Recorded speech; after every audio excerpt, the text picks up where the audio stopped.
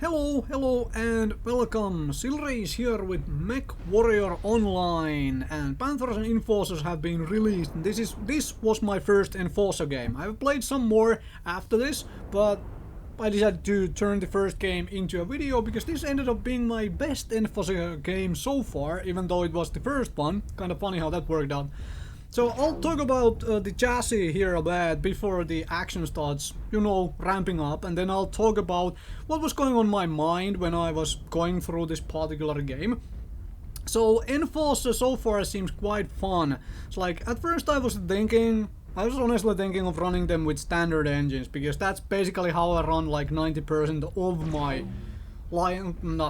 medium mechs, because frankly I hate the way medium mechs get absolutely destroyed by a random stray shot or couple hitting the side torso, blowing it up, because there is not a crazy amount of armor there and you end up dead for it. So majority of my medium mechs are equipped with standard engines for a reason, also because majority of them are some sort of a brawling belt. However, the Enforcer here, this particular build especially, is not a brawler. As you can see, this is a direct fire support, and when I saw the model itself and was able to spin it around in the mech lab and all the stuff, those side torsos are small. Let's try XL engines with them.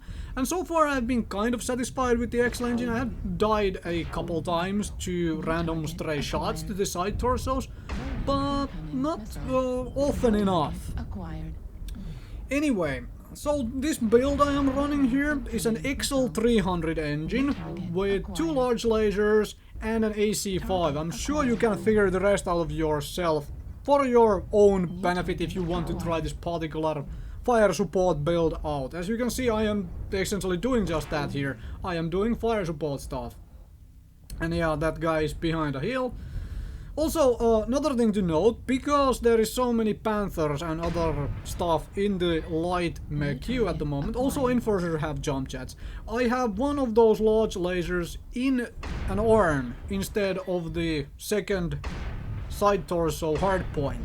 That is because I want the ability to shoot down or, up at jumping mechs, alright? So many mechs at the moment are in the queue which have jump jets, so being able to occasionally shoot up at things with the side torso mounted weapons is kind of difficult, although the ballistic weapon is obviously in the arm.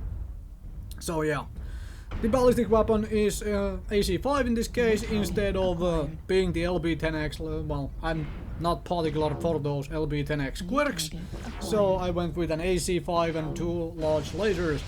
The other thing though to note, and here I am moving towards the, where majority of the enemies are and where majority of the team is congregating at to help fire support better at a little closer ranges.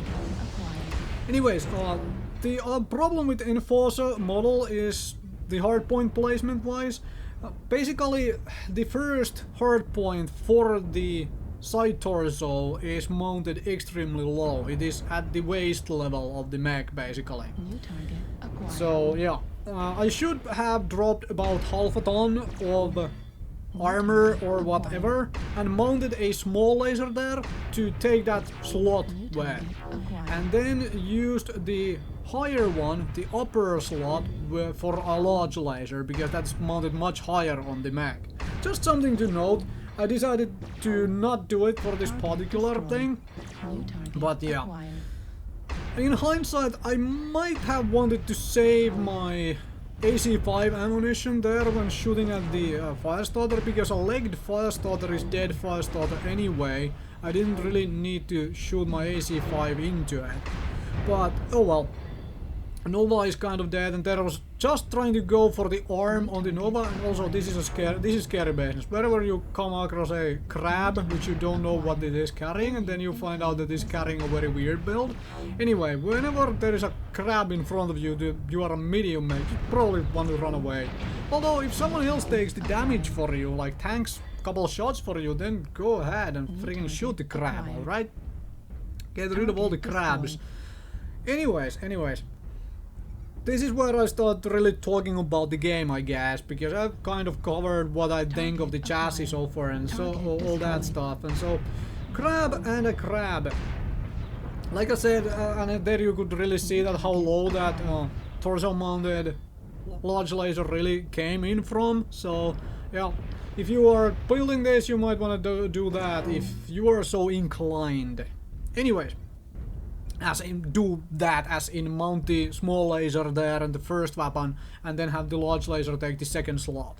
That's the thing. Although having both of the large lasers in the side torso would also create that situation, but like I said, at the moment I want the left arm large laser so I can shoot at things which keep jump jetting all over the place.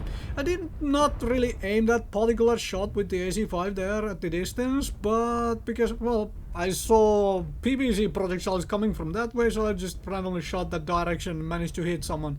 I was like, okay, well, that works. Now it's time to start pushing in a little bit, because, well, we are leading by 1 kill at this point. I'm hoping the team comes, and they are actually coming in.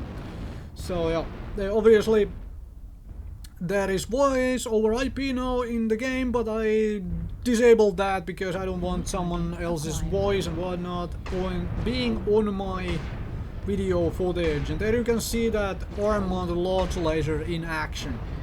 Being able to shoot down at things is really nice. So yeah, also arm-mounted autocannon AC-5 in this case is nice to have, because being able to shoot at things is good.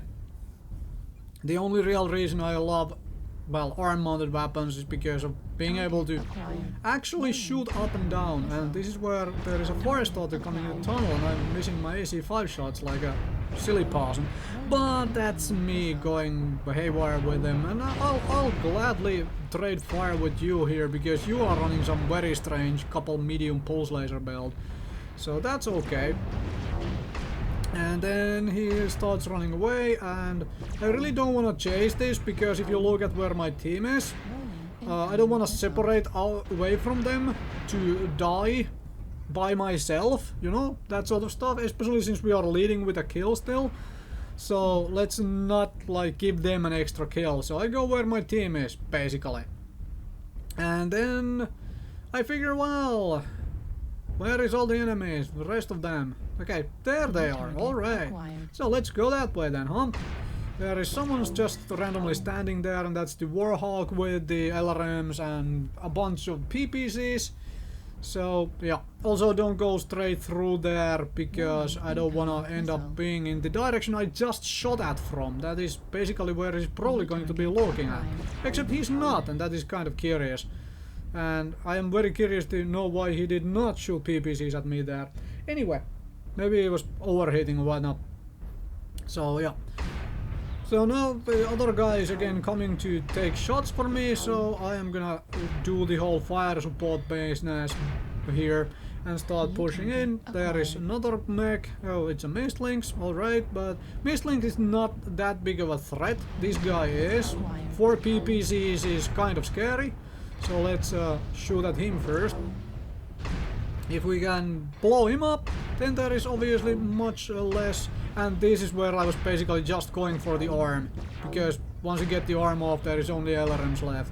But hey, if you give me your pack, then I'm gonna shoot at the back, and then I'm gonna shoot at the torso if you give me that. That's okay as well. Target destroyed. Right, and there is the other stuff coming in. Firestarter, hello. So this is the Firestarter which ran away from me already, but yeah. Blew up the leg and then blow up the rest of it and whatnot. And now there starts to be the last guys basically, which is a Mech Links, which we remember, and the other dude I have no clue what it is and where it is, and I assume by now that it is in the base turrets. But the Mech Links is kind of running around here, so yeah. I basically had no clue at this point, like what the final mech is, so, and where it is. Actually, it's like I had not paid enough attention, I suppose, because I had no freaking idea. So I don't know if in what condition it is, what mech it is, where it is. So yeah. So which is why at this point I tell the team to, you know, not chase the Mech Links, because the Mist Links, as you could see there just a moment ago, it has no arms, meaning it has no weapons. It is only a pure scout.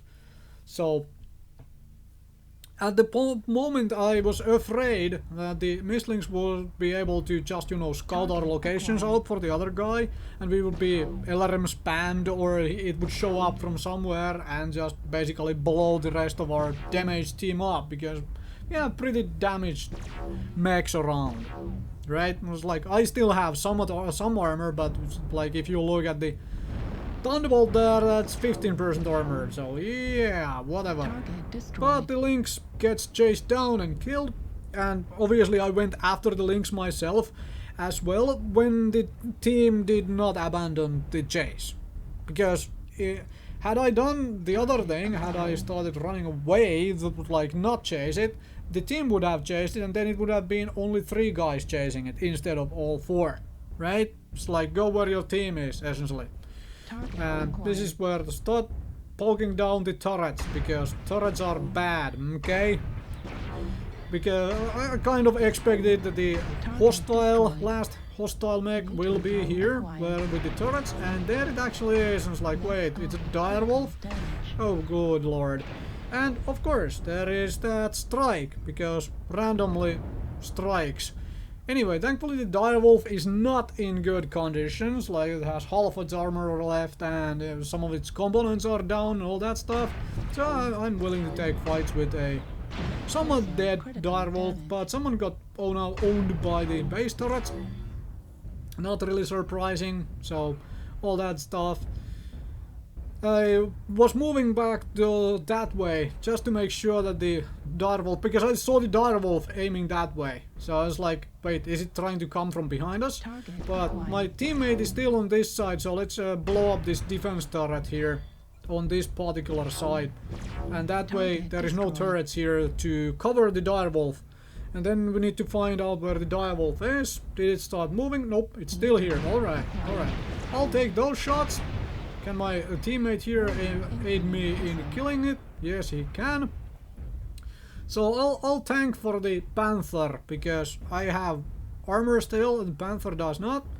So yeah, I'll tank for the Panther. And then obviously by now I am out of ammunition, so I decide, well, fuck it, let's go for it. And thank you very much for watching my first Enforcer video. So far I am satisfied with these mechs.